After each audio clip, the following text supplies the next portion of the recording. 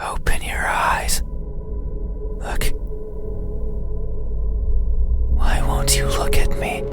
Where are your manners? If a stranger asks for help, is it right to ignore them? Is that...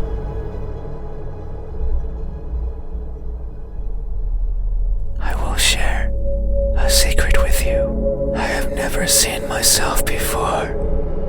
I don't know if my face... I don't know the color of my skin. I don't know if I'm even... That is why I need you, so you can tell me how I look. But... So I might hide the moment you do. You won't find me anywhere, like a faded dream. I know you're not asleep. You listen, with those tiny ears. They look so fragile, like I could almost grab them. Put my fingers around them, and tear them. If I do, will you scream? Will I hear your voice? It was a joke. I'm joking. Don't be scared. Hey, how do you think my eyes? When our gaze is final, answer me. They look lost. That may be so. I am never sure of where I am. My days consist of wandering about aimlessly. I worry that if I'm not paying attention, what I'm searching for will slip away. The thought terrifies me. It terrifies me so much. So I always keep my eyes peeled, even if there's nothing to see. That way, nothing will slip away, no matter where it goes, no matter how terrifying the world might be, no matter the countless terrible things I witnessed by mistake in the process, no matter what, I will never blink. I will forever be confused by the world around me. I will forever be. But what is that something that I'm searching for? It's been so long since my wandering began. What is it? Is it something like... Is it a being of flesh and bones? Is it nearby? Is it you? Hey, have you ever looked so fervently for something that you end up losing yourself in the process? Have you? These eyes... Are these... my eyes? A good answer. Yet there is only one way to know the truth. Open your eyes, so you won't look at me, even though your eyes are so pretty. I can't see them, but I can imagine them be round like pearls and shiny like jewels. So pretty. It's fine. We still have time. The night is still and silent. People are good at closing their doors. Do you know what a door is? Of course you know. You have one. Right there, at the verge. A door is a barrier to keep the bad out. The bad can be anything. A bad person, a bad smell, and sometimes, me. I can't open doors. I find them tricky. Should I push or pull? Should I turn the knob left or right? Should I try to take it off its hinges? Should I chip away at it, hoping it will fall apart? And what happens when it opens? Do I close it behind me? Do I keep it open? But that might be rude to the person who had it closed. But then, how do I get out? And what happens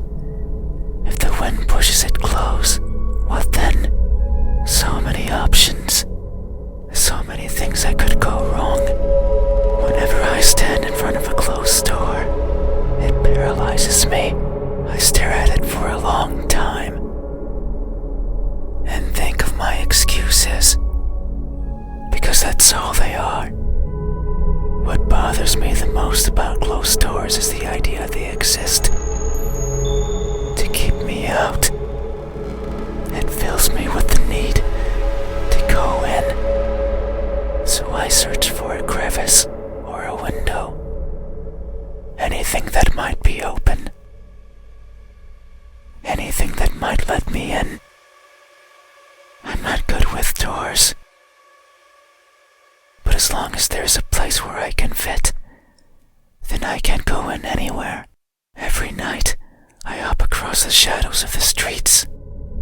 I'm careful so as to not be caught by the light. In my eternal search, I pick a place where to rest. I slip in and spend the night wherever is comfortable, without alerting anyone.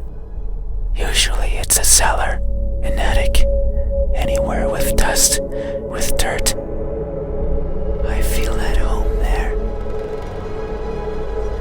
But sometimes, just sometimes, an urge swells inside of me.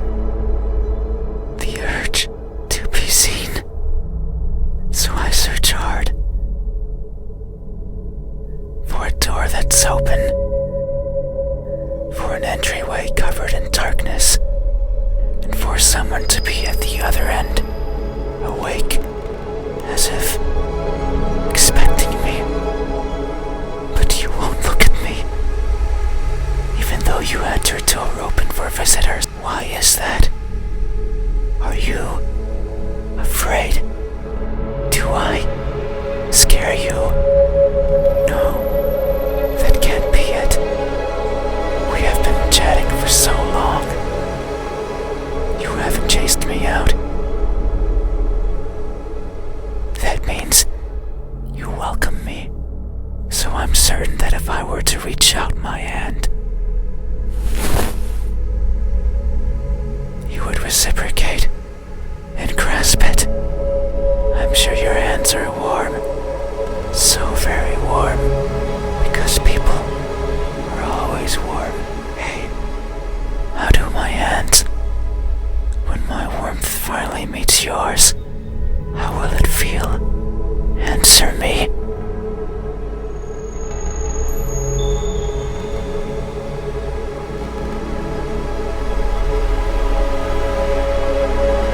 They look tired. That may be so. These fingers of mine have touched so many things. They are always stretching forwards, reaching out for something. The tip of my fingers dance over the surfaces that I travel, and their sensations reach the core of my brain. Be it the softness of the first spring flowers, or the roughness of a wall made out of rubbish. Caressing, grabbing, clawing, no matter the time of day, no matter if I'm awake or asleep, as if they had a mind of their own.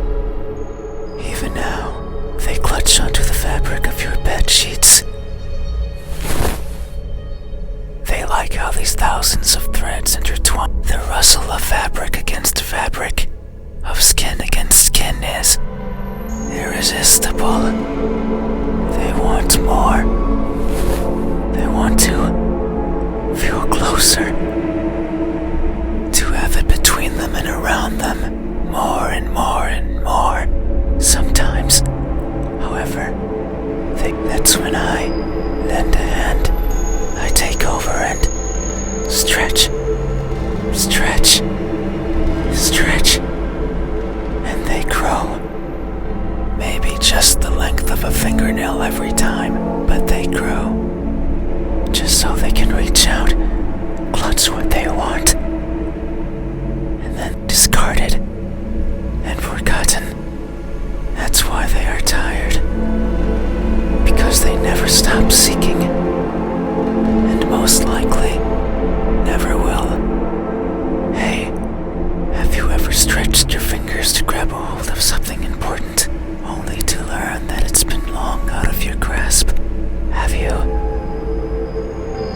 These hands. Are these my hands? Is that so? Then, how do my hands, when my warmth finally answer me? They look incomplete.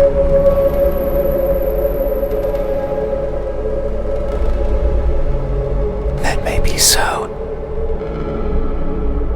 Amidst my travels, I have left people behind. People who are my chat companions. So it's no wonder that by leaving them behind, I will leave parts of me as well. Things such as skin, or flesh, or bones, or anything that makes me, as farewell gifts, you could say. It sounds like an excuse. And that's because it is. Because I am careless and overly curious. I can't help but wonder how everything feels to the touch, like the crust of a tree, or the surface of a frozen lake. But sometimes I find something else, like a building engulfed in a raging fire. I think of the screams in the distance, or the suffering and death and charred skin, and wonder, how does that feel? So I put my hands to the fire. It hurts, but I tolerate it, and keep them there. For long enough that the uncomfortable feeling dissipates, and the smell of charred skin starts protruding from my own. And when I take them out, the feeling persists. That horrible, but intoxicating feeling. I seek such extreme sensations. The edge of a knife sometimes provides it. Other times, the fangs of a beast. Most times, however, it's by mere accident. I would place my fingers over a benign surface, only to discover it's covered in spikes, and I will leave my hands there as I traverse along it, leaving parts of my body as a farewell gift. In that sense, it's not so different from what I was saying before. The fire and the blades are friends. They have granted me times of great fun, so it's only polite to leave something of yours as a sign of thanks. But there's one thing I've always loathed from these encounters. They're always painful. I'd rather they weren't. Hey, have you ever placed yourself in harm's way, only to feel a satisfaction